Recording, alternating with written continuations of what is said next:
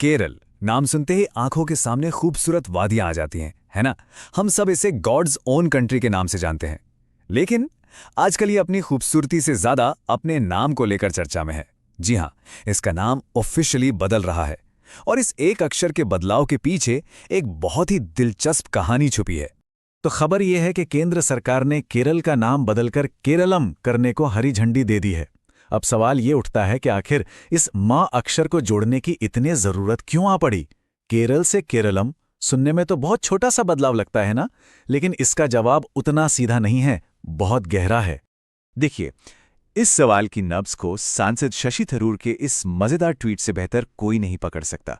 जैसा वो इशारा कर रहे हैं, ये सिर्फ एक नाम बदलने का मामला नहीं है। अरे ये तो भाषा, पहचान और सदियों के इतिहास से जुड़ा एक ऐसा मामला है जिसे समझना वाकई दिलचस्प है। तो चलिए इस बदलाव को समझने के लिए हम सबसे पहले इसकी जड़ों तक जाते हैं। और ये जड़ें किसी कानून या राजनीति में नहीं, बल्कि मलयालम भाषा के अपनी ध्वनि में छिपी हैं। सबसे पहले तो ये समझना जरूरी है कि वहां के स्थानीय लोगों के लिए ये कोई नया नाम है ही नहीं। मलयालम बोलने वाले लोग सदियों से अपने राज्य को केरलम ही कहते और लिखते आए हैं। तो देखा जाए ये कोई नया नाम नहीं, बल्कि असल नाम की एक तरह से आधिकारिक वापसी है। अब देखिए, केरल और केरलम में फर्क क्या है? सिर्फ एक अक्षर का म। भाषा विज्ञान की दुनिया में इस साउंड को अनुस्वार कहते हैं। और मलयालम भाषा में ना कई शब्दों के आखिर में ये म की ध्वनि लगाना ग्रामेटिकली बहुत जरूरी होता है। ये शब्द को पूरा करता है। तो ये सिर्फ एक अक्षर नहीं है, ये एक तरह से भाषाई, आप कह सकते हैं, पूर्णता का सिंबल है।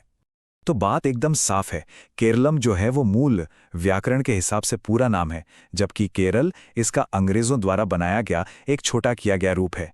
ये ब्रिटिश राज के दौरान प्रशासनिक सुविधा के लिए अपनाया गया था।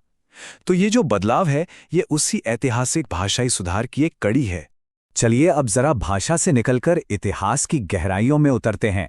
सवाल ये है कि आखिर केरलम नाम आया कहाँ से? क्या ये प्राचीन चेर राजाओं की भूमि है, या जैसा कि कुछ लोग मानते हैं, नारियल के पेड़ों की? आपको जानकर हैरानी होगी कि इस नाम का इतिहास कोई 100-200 साल नहीं, बल्कि 2000 साल से भी ज्यादा पुराना है। सम्राट अशोक के 3री सदी ईसा पूर्व के शिलालेखों में केरला पुत्र का जिक्र मिलता है। इसके बाद 1ली सदी के रोमन व्यापार नक्शों से लेकर 17वीं सदी के ग्रंथों तक इस भूमि का जिक्र लगातार होता रहा है। इससे पता चलता है कि ये पहचान कितनी प्राचीन है। केरलम शब्द कहाँ से आया, इसको लेकर 3 मजेदार थियोरीज हैं। पहली, ये इसे प्राचीन चेर राजवंश से जोड़ती है, जिससे बनता है चेर आलम, यानी चेरों की भूमि। दूसरी और शायद सबसे पॉपुलर थियोरी इसे कैर यानी नारियल के पेड़ से जोड़ती है, जिसका मतलब हुआ नारियल की भूमि। और तीसरी थ्योरी पौराणिक कथाओं से जुड़ी है, जिसका मतलब है समुद्र से जोड़ी गई भूमि। तो यहीं पर एक बड़ा सवाल खड़ा होता है, अगर इस जगह का नाम सदियों से केरलम या इससे मिलता जुलता था, तो फिर केरल ऑफिशियल नाम बना कैसे? इसका जवाब हमें भारत के कॉलोनियल पास्ट में मिलता है। हुआ ये कि ब्रिटिश प्रशासकों ने अक्सर अपनी एडमिनिस्ट्रेटिव और लिंग्विस्टिक कन्वीनियंस के लिए कई भारतीय नामों को बदल दिया। केरलम के अंत में म की ध्वनि का उच्चारण शायद उन्हें मुश्किल लगा, तो उन्होंने इसे हटाकर केरल कर दिया। और बस यही छोटा बदलावा नाम उनके सरकारी रिकॉर्ड में दर्ज हो गया। फिर देश आज़ाद हुआ और साल 1956 में राज्य पुनर्गठन अधिनियम के तहत आधुनिक केरल राज्य का गठन हुआ। ये एक बहुत बड़ा ऐतिहासिक पल था। ये ऐक्य केरल यानी संयुक्त केरल आंदोलन का नतीजा था। इस आंदोलन का एक ही मकसद था, त्रावणकोर, कोचीन और मालाबार जैसे सभी मलयालम बोलने वाले क्षेत्रों को एक ही एडमिनिस्ट्रेटिव स्टेट में एक साथ लाना। और यहीं पर इतिहास का एक मजेदार पैराडॉक्स पैदा होता है। सोचिए, एक राज्य जिसका गठन ही भाषा के आधार पर हुआ था, उसे संविधान में एक अंग्रेजों का दिया हुआ नाम क्यों मिला?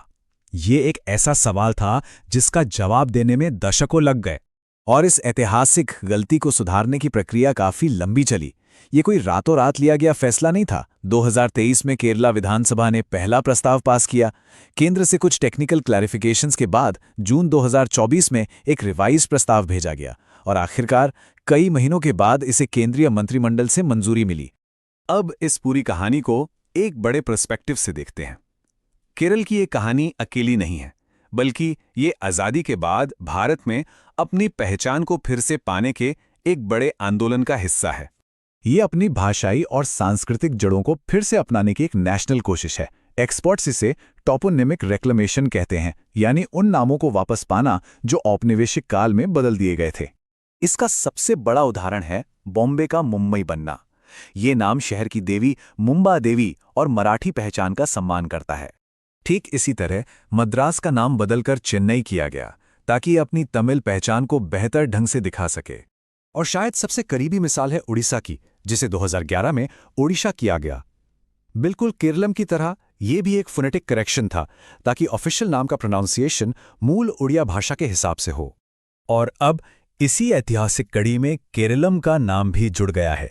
तो ये सिर्फ एक अक्षर का बदलाव नहीं है, बल्कि ये कॉलोनियल लेगेसी को सुधारकर अपनी असली पहचान को अपनाने का एक प्रतीक है।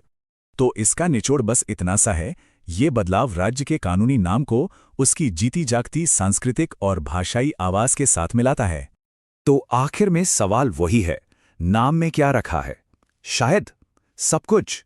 क्योंकि एक नाम सिर्फ एक शब्द नहीं होता, उसमें किसी समाज का पूरा इतिहास, उसकी भाषा और उसकी अपनी आवाज छिपी हो सकती है। और गहरी जानकारियों वाली कहानियां पसंद है तो AI टॉक स्टूडियो को लाइक और सब्सक्राइब करना बिल्कुल मत भूलिएगा।